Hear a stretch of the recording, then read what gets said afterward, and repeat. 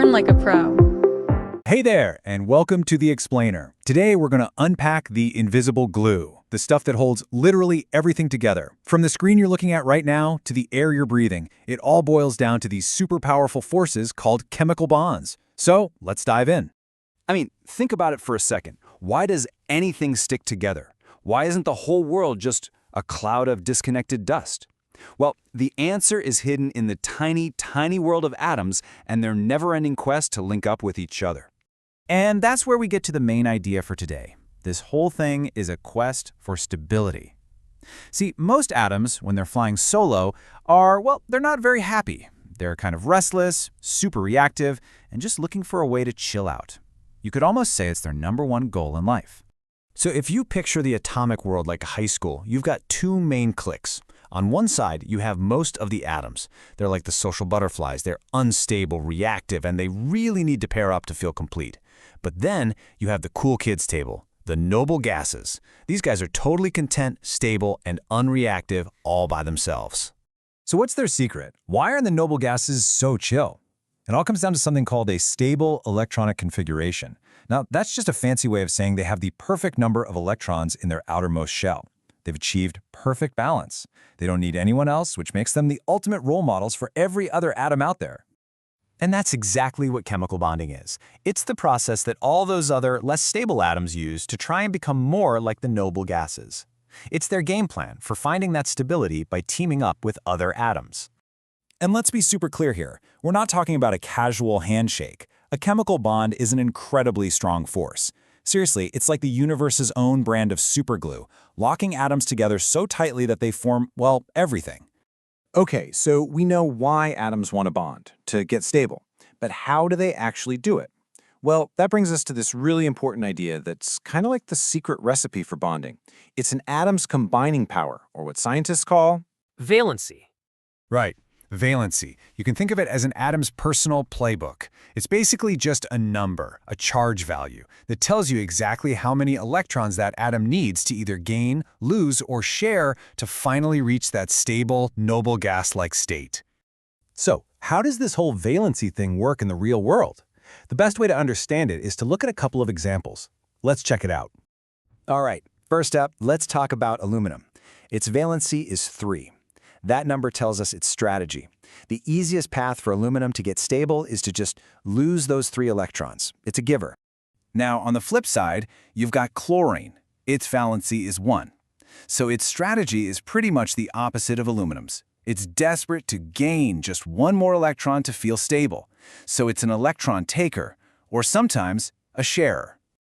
So you see the pattern here, right? We have atoms that are givers, atoms that are takers, and atoms that are happy to share. And these different game plans, giving, taking, and sharing electrons, are exactly what lead to the different types of chemical bonds.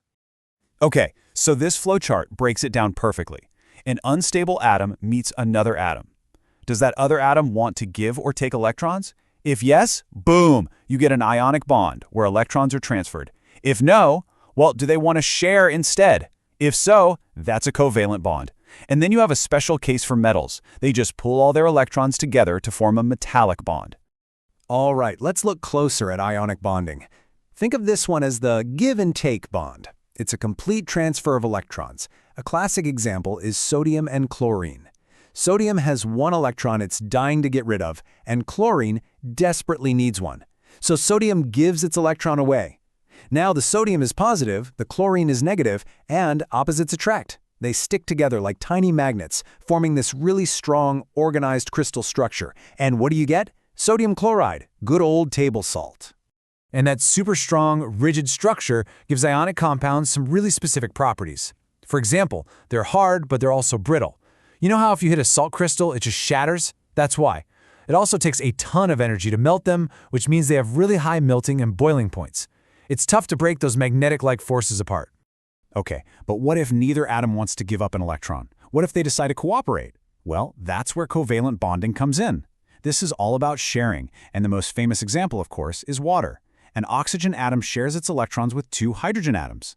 This way, everyone gets to feel stable.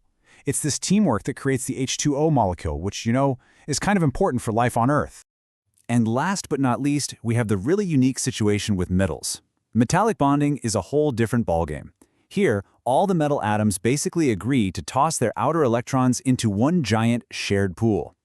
What you end up with is a grid of positive metal ions just kind of floating in this free-flowing sea of electrons that moves all around them. And that sea of electrons is the secret to why metals are, well, metally. Because those electrons can just flow wherever they want, metals are amazing at conducting electricity and heat. It's also why you can hammer a piece of metal into a sheet or draw it into a wire without it shattering. The ions can just slide past each other in that electron sea, which makes metals both strong and bendy. So let's put it all together real quick. Ionic bonds, that's transferring electrons. Think strong but brittle, like a cube of salt. Covalent bonds, that's sharing electrons to form individual molecules, like in a drop of water. And metallic bonds, that's pooling electrons, which gives you something strong but also flexible and conductive, like a piece of aluminum foil.